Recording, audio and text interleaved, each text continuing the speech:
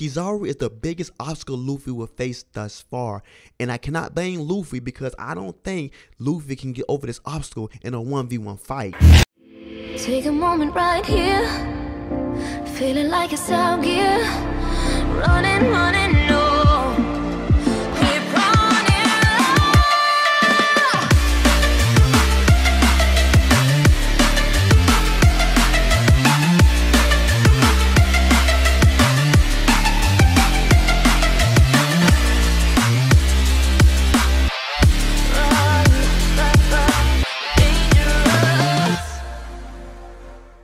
So we picked up where we left off at with Luffy actually grabbing Kizaru out of the building and holding him up. Now I can say one thing, during Gear 5th we see the limits that Luffy have and it seems like there's none. It's crazy how this is the first time we ever seen somebody actually hold on to Kizaru, actually touching Kizaru. Not just that, grab him, swirl him around and throw him towards the sky is one amazing feat for Luffy. Throughout this whole dialogue, we're seeing that Kizaru is saying these things that make it seem like Kizaru is the babysitter and he's taking care of Luffy, like Luffy is this child with so much energy, and Kizaru actually gotta contain him. Don't get me wrong, the throw was amazing, but if that's all Luffy can do to somebody like Kizaru, there's a big battle coming, and that's why I think Luffy might just want to avoid Kizaru at this time.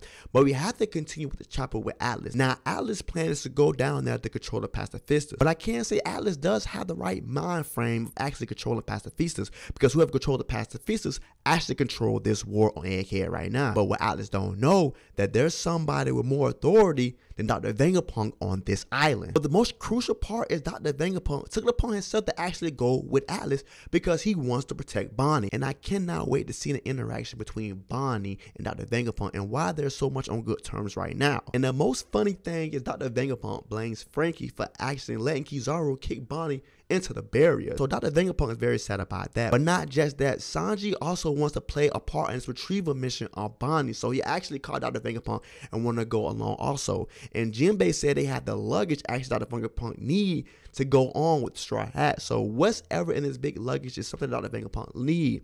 And the crazy thing about it is giving real deal death vibes. Like Dr. Vegapunk may not leave this island. Say what you want to say. Comment down below if you feel the same way I feel. But we fast forward to below to the Fabro phase where actually the Marines are at right now. And when we see this panel, we see that Bonnie's actually working her magic, tweaking people's ages. And we found out actually when Bonnie was falling down from hitting the barrier, Shinsumaru was the one that saved her from falling. I can't say it's best for Bonnie to lay low until Dr. Vegapunk, Sanji, and Jinbei get there, because the below on the Fabro phase can actually be a war haven. It could be a real deal war going down because of the simple fact that you have Jay Garcia might show up. You got other people, these rear animals, these vice animals may show up there, and it may be a huge battlefield waiting to happen. But we fast forward to the Labo phase where you got Zoro and Lucci is fighting. Now they both look tired out, but I can say that Lucci is definitely tired himself, even though he's an awakened zone user, right? Their stamina should be top level, and we see Zoro is not actually giving his all.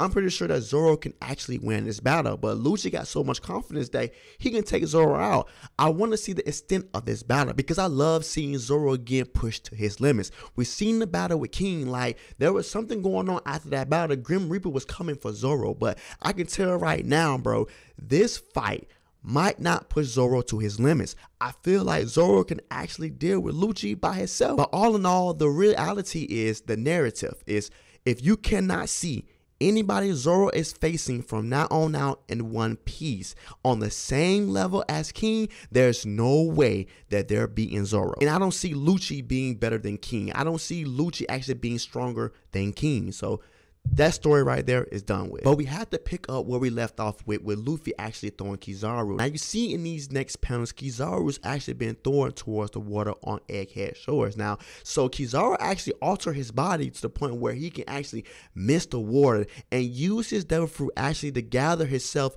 somewhere else, right in front of Luffy. These little light balls essentially are a part of Kizaru. Now, these light shimmers can gather wherever he want to go. Now, I don't know how long the distance is where Kizaru can gather himself from point A to point B, but this is a crazy technique that Kizaru uses a lot. Now I can say this is a crazy matchup for Blackbeard.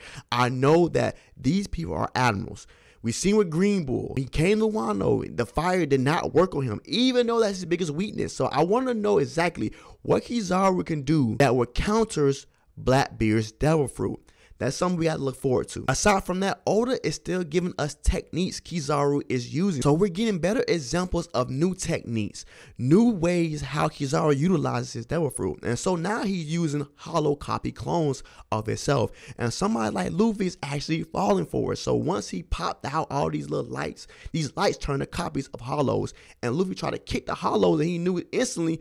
There was holograms. Now the big takeaway I got from this is when Kizaru actually pulled out his Mirakuma sword and he slashed Luffy. Yes, he made Luffy actually bleed. Not even Kaido can do this. Let's talk about Kizaru Haki for a minute now. The type of Haki that you have to use to actually make Luffy bleed in Gear 5th is on a top tier level. Like I said before, Kizaru and Kaido are two different peoples. You see Kizaru actually outsmarting Luffy. Luffy is not ready for this matchup just yet. And I can't say that Luffy right now is very immature in his Gear 5th mode. Now, I don't want to see Luffy always laughing in this Gear 5th mode and Joy Boy mode, right? I don't want to always see that. I want to see him be more serious. Right now, he's on a guy with Gear 5th with training wheels right now, right? So he don't know the true extent of his devil fruit. And we see Kizaru knows his devil fruit, right? Kizaru can actually outsmart Luffy when it comes to combat. Luffy does not stack up to Kizaru just yet. That's why I said, if Luffy avoid this battle because he's not ready yet, it's too early for Luffy to face Kizaru right now. But to continue with the manga, we see that Luffy thought he did something with Don Whip actually destroying the holograms, and he thought that he got Kizaru. Like I said before, Kizaru is just toying with Luffy right now. Once Luffy destroyed the holograms of Kizaru, we seen Kizaru pop right up in front of Usopp, right? And Luffy's like, wow, I didn't even see him there. I did not notice he was down there. Like I said before, Luffy's not ready yet, but I can't say Luffy got all enough time to get ready. Why Luffy didn't sense that Kizaru was down there in front of his whole friends? Like, where is observation haki? This is where I say Luffy's not ready yet, because of the simple fact things like this go over his head. Kizaru could have actually easily killed Usopp if he wanted to. He could actually easily kill Brook if he wanted to. Things like that gotta be taken serious in this One Piece when Luffy's out like facing somebody strong like Kizaru. But to finish the manga, we seen that Vegapunk and Atlas bust out in Vegapunk 8, and they're actually trying to get the Bonnie faster in this Vegapunk 8. But Kizaru seen this, right? Kizaru actually tried to shoot a laser beam at Vegapunk and Atlas, right? And Luffy swallowed the laser beam. Luffy's whole body lit up. Like I said before, there is no limits that Luffy have in his Gear 5th mode. The way that he had the light of Kizaru beam exit out his body did not kill him, right?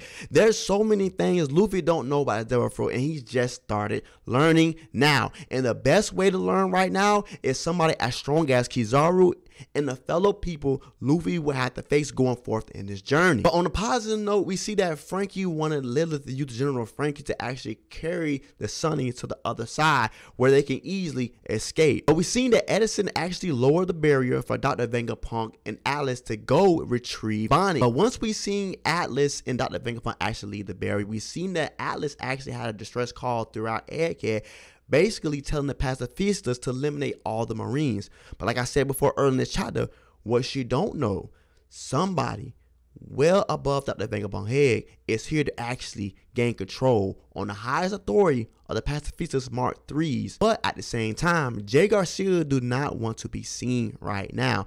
So I don't know if he will let his co-workers be unalive or something. That's the type of person he is, and he will sneak in the back door and do what he need to do and leave. Or maybe something will come into his mind and be like, wait a minute, I'm not letting you do this. It's my time now. So I wanted to know what's going to stop Jay Garcia from actually controlling pacifistas, right? If he want to go forth in this battle. Because I feel like Jay Garcia is on a whole other level than Kizaru, right? And Jay Garcia is on a whole level than Luffy. Like, he has to be one of the top fighters in One Piece verse to rule a nation, to rule a whole world. So he had to have some fighting in the tank, and I believe he does. What I'm thinking is, once Jay Garcia makes his move, we're going to see a whole new spectrum of hockey, a whole new spectrum of Conqueror's hockey, a whole new spectrum of observation hockey. I'm pretty sure the things that we seen Shanks do on Wano will maybe compare to what Jay Garcia got up his sleeve. But that is the end of this chapter. This chapter was great, a great setup chapter for maybe Garcia to make his move, and a great chapter to understand that Luffy is not there just yet on the level of an admiral like Kizaru. It's way too early. Oda always bring bangers, hit after hit. We are on break next week, but that is a chapter 9/10 for my rating. Like always, I'm Monkey D. Schyver. Love you, love yourself. Stay up. Peace.